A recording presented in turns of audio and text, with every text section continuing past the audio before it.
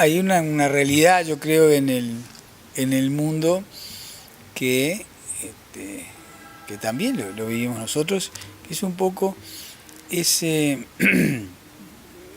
ese dejar un poco esa dimensión interior de la persona, ¿no? Creo que la vida de hoy con tantas ofertas y tanta ligereza con que vivimos, hoy estamos diciendo antes de esta entrevista contigo, ¿no? La rapidez con que uno siente que pasa este año.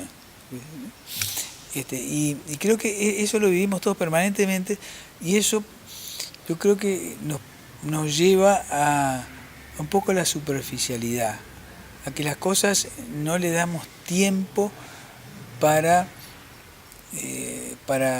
cuidar una dimensión de nuestra vida, que es nuestra vida interna, nuestra dimensión espiritual, ¿no? Sin la cual pienso yo que si no le damos espacio a eso, podemos ir por mal camino, porque, a ver, el llevarle el apunte de alguna manera a nuestra vida espiritual y profundizar un poco más las cosas que nos pasan y lo que sentimos y lo que hacemos, nos lleva a ir tomando consistencia en las opciones que vamos tomando y lo que uno va eligiendo, ¿no? El hecho de que todo lo vivimos superficial y ya y hasta mañana, y lo permanente va como desapareciendo un poco de nuestro horizonte, nos hace caer en esa agresión permanente que tenemos del mundo en la cantidad de cosas, ¿no? Y eso nos lleva a la violencia, a salirnos de nosotros mismos cada 2 minutos, porque nos sentimos como golpeados permanentemente por cosas que no tenemos tiempo como para enfrentar o para decidir sobre ellas, ¿no? Entonces, yo creo que es un peligro para el mundo de hoy si nosotros nos ponemos un parate en nuestra vida y decir, yo no quiero que me dirijan, yo no quiero que piensen por mí, yo no quiero que otros organicen mi vida, mis gustos, mis costumbres, ¿no? Las cosas que elijo, que no elijan por mí, ¿no? Yo creo que uno tiene que plantarse un poco y decir, bueno, todo esto que permanentemente nos está bombardeando, ¿qué es bueno y qué es malo? ¿Qué me sirve, qué no me sirve? Y eso es lo que voy, ¿no? Es decir, la vida interior nuestra, tenemos que dar un espacio, un nuevo espacio, un espacio mayor en nuestra vida, como para poder discernir toda una cantidad de cosas que nos van pasando. Hoy la cantidad de cosas que tenemos en el día nos llevan a estar disparando por un lado para otro. Entonces no siempre tenemos esa posibilidad, pero yo creo que si lo tomamos conciencia de la importancia que tiene, le tendríamos que empezar a dar un tiempo a esas cosas. Semana Santa cae un poco en... ¿Cómo cae esto de poder hacer tangible lo espiritual? ¿Cómo se logra en este mundo que nos estaba describiendo, donde lógicamente dejamos muchas veces que otros decidan por nosotros y que nos digan qué es lo que debemos o no debemos tener o consumir, o qué es lo que nos debe gustar y qué no, a quién sí debemos obedecer, por definir de alguna forma, y a quién no? ¿Cómo cae es precisamente esta Semana Santa? ¿Cómo se hace tangible, repito, lo espiritual, cuando hoy si no vemos algo, aparentemente no lo creemos? Creo que la Semana Santa a los cristianos nos tiene que dar esa consistencia interna que necesitamos para decir, hay algo permanente, valedero, de lo cual uno arma su vida, ¿no? Y eso para los cristianos es lo que nos da Semana Santa, es tomar conciencia de este Dios con nosotros, este Dios que hace poquito tiempo, 2 meses, un poco más, estamos celebrando su venida al mundo, en la encarnación, en la Navidad. Hoy estamos celebrando esa entrega del Hijo de Dios por nosotros y su resurrección. Entonces, eso es una realidad para nosotros los cristianos que no podemos soslayar, una realidad que uno el que cree no puede vivir como si eso no existiera, ¿no? Porque eso nos marca la vida, nos da un sentido a la vida, nos dice quiénes somos, qué es lo que perseguimos, cuál es la meta que tenemos, cómo tenemos que vivir mientras estamos aquí en esta tierra, nos da un sentido a la vida. Eso es lo que yo le llamo un poco esa consistencia interna, que es algo permanente, sólido, donde uno dice, desde acá vivo, desde acá me muevo, desde acá elijo transitar por esta vida.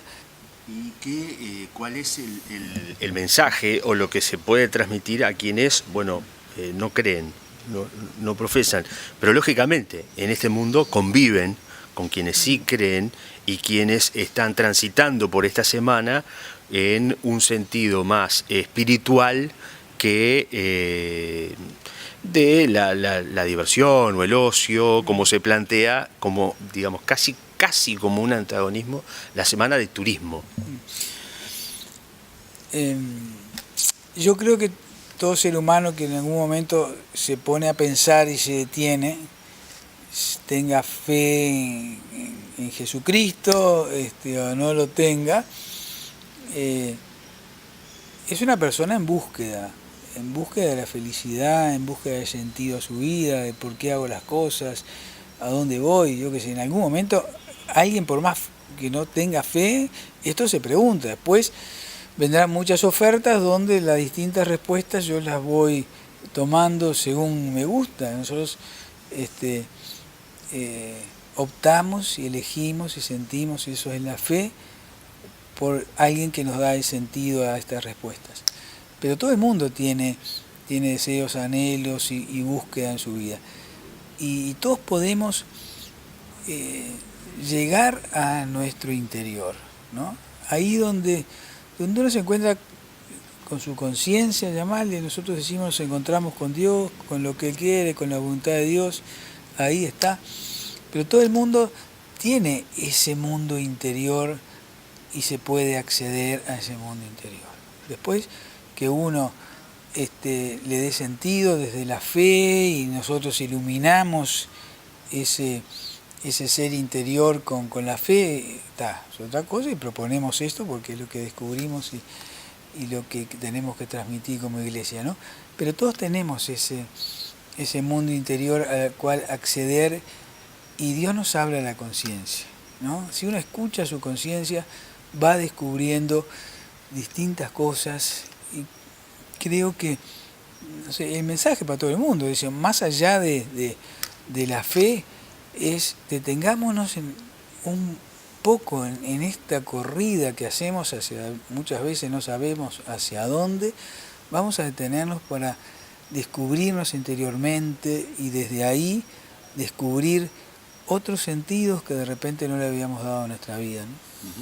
¿Y cómo se vive o qué invitación puede realizar usted en estos días, por más que la semana ya comenzó, pero lógicamente es una semana que tiene todo un proceso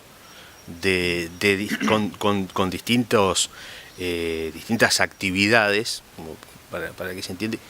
¿Cómo invita a usted a que alguien venga, se acerque a escuchar qué? En la Semana Santa nosotros partimos con el Domingo de Ramos, ¿no? Recordamos la entrada de Jesús en Jerusalén hacia la Pasión, y luego vamos recorriendo durante la semana distintas etapas hasta la resurrección, que celebramos la vigilia pascual del sábado de noche y el domingo. Y ahí vamos pasando por esos últimos tiempos de Jesús, esas últimas horas, donde vamos descubriendo el amor de Dios para con nosotros. El que cree, ¿no? El que no cree, indudablemente va a vivir la semana criolla, la semana de la cerveza y la semana de turismo. El que cree, yo creo que tiene que detenerse un poco en esta semana, más allá de que pueda irse de vacaciones en algún momento, para decir cómo nos amó Dios a nosotros y cómo yo desde ese amor tengo que responder con mi vida. Uno cuando se encuentra con Dios, cuando se encuentra con Cristo y con esa verdad, no puede seguir viviendo de la misma manera. Creo que la invitación es abrir el corazón a este amor de Dios que se entrega por nosotros y da la vida por nosotros para darnos vida.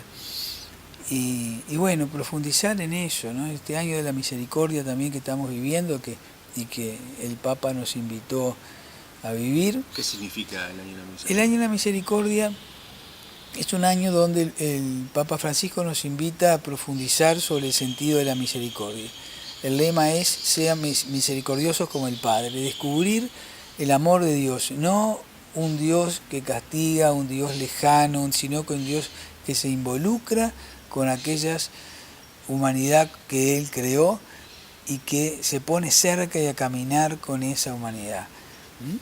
Es muy distinto a veces a un Dios que nos ha llegado, nos han enseñado en un tiempo, un Dios que nos observa, que está buscando de qué manera hacemos las cosas bien o mal, no sé cuánto, un Dios castigador, de alguna manera, por decirlo así. Dios no es así, el Dios de Jesucristo es un Dios de misericordia. Entonces se nos invita a profundizar sobre las parábolas de misericordia, esas que conocemos tanto y que aparecen siempre los artistas, el hijo pródigo, ¿no? Es decir, Rembrandt, todos ellos que han inmortalizado esta parábola en la pintura, ¿no? Es decir, profundizar el amor del Padre hacia nosotros y cómo es un Dios que nos busca permanentemente para que tengamos vida, para que seamos mejores personas, más humanos, que sepamos vivir en este mundo y mostrarnos cómo tenemos que no ser indiferentes ante el hermano, y todo el tema del perdón, de la reconciliación, que es parte de la misericordia de Dios, cómo la estamos viviendo nosotros los cristianos y cómo la tendríamos que vivir. Un poco eso es el año de la misericordia, un año especial donde nosotros decimos que Dios derrama su gracia sobre este camino que estamos haciendo para que, primero de todo, tomemos conciencia de la misericordia de Dios y después seamos nosotros misericordiosos con los demás desde esa misericordia. Fallamos mucho. Nosotros tenemos, como los cristianos decimos siempre, la Iglesia tiene una misión de ser una carta del amor de Dios para la humanidad y a veces estamos bastante lejos de hacerlo, entonces un año donde se nos invita a tomar conciencia de eso.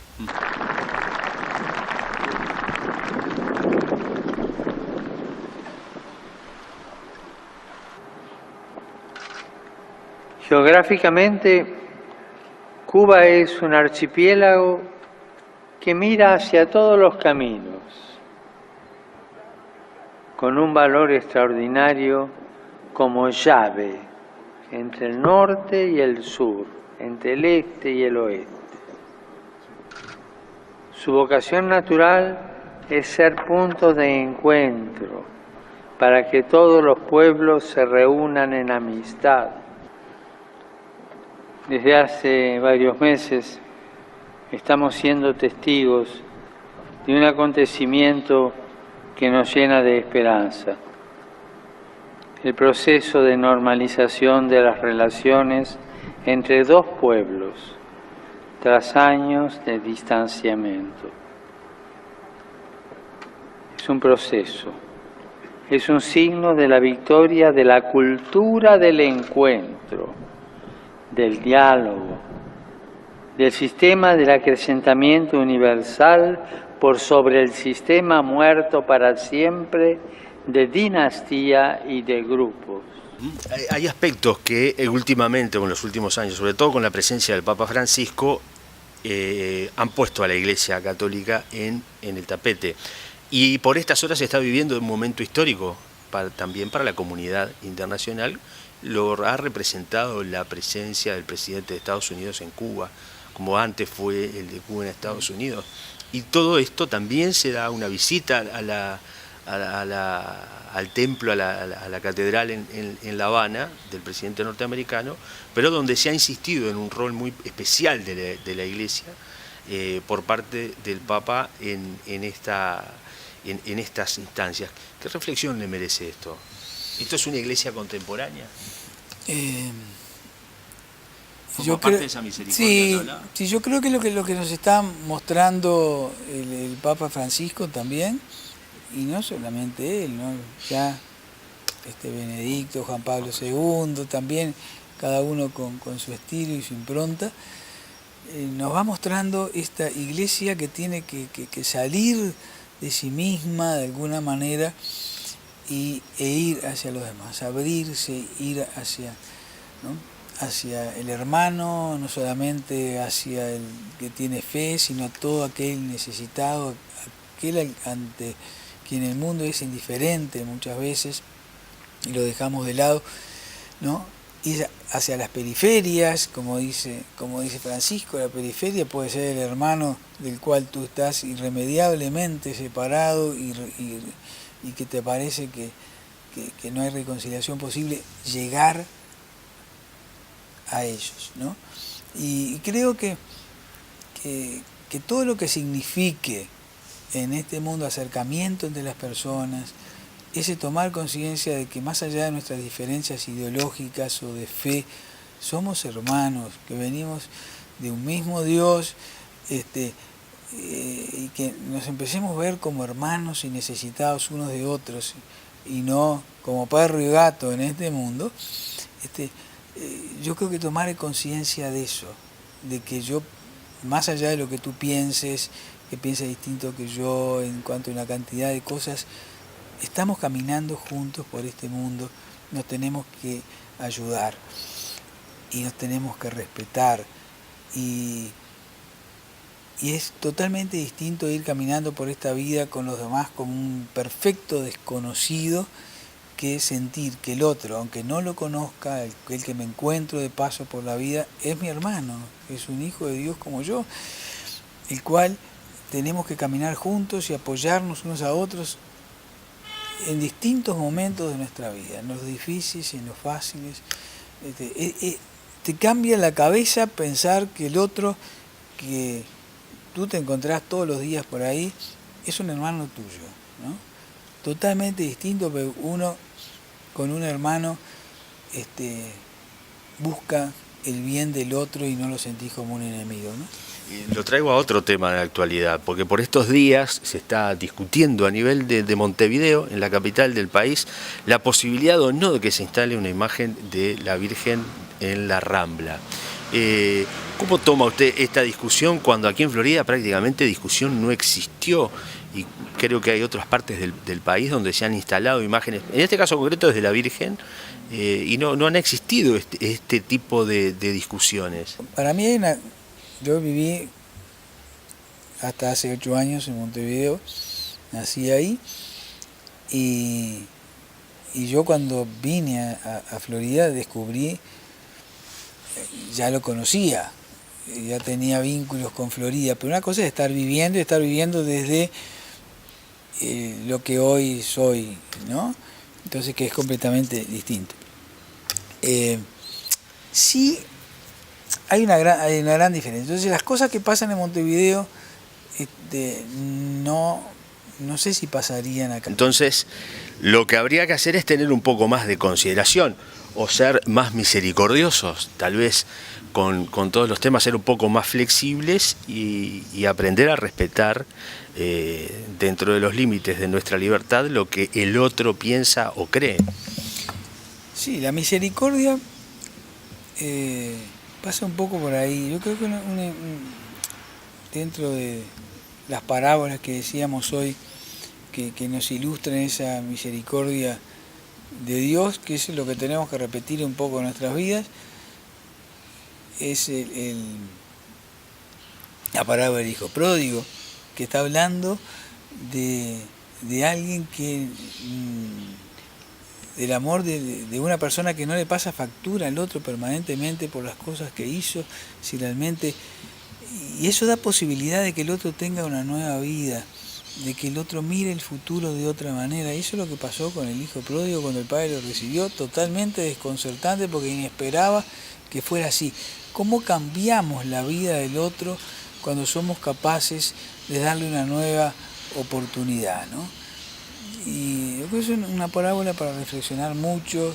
No siempre lo entendemos, ese no entender está representado en ese hijo mayor que siempre estuvo con el padre y se enojó porque este volvió y el padre hizo fiesta, ¿no? Pero ¿no es un poco nuestra reacción muchas veces ante las personas que se equivocan, ante las personas que no les fue tan bien en la vida o que tomaron opciones equivocadas, cómo a veces les cerramos y a veces continuamente la sociedad les cierra las puertas ante un nuevo camino, una nueva posibilidad de cambio? Muchos fallarán, otros agarrarían esa oportunidad si se las diera. Y a veces es muy difícil el visualizar para alguien que se ha equivocado y que quiere recomponer su vida, mirar hacia el futuro con esperanza, ¿no? A veces somos muy duros, la sociedad es muy dura, la sociedad tiene mucho miedo muchas veces de que determinadas personas vuelvan a reincidir en lo anterior, y entonces nos cerramos mucho a esa nueva oportunidad, ¿no? Pero creo que la misericordia nos enseña una y otra vez a eso, darnos una nueva oportunidad de volver a empezar, donde el perdón, la misericordia, el ponerse en el lugar del otro, buscar el salvar al otro de alguna manera, ¿no? Salvarlo de su propio pecado, de su propia debilidad, su propia fragilidad, darle una nueva visión para que mire la vida con ojos nuevos, ¿no? Yo creo que la misericordia tiene mucho de eso, logra eso cuando nosotros somos capaces de ser misericordiosos con nosotros.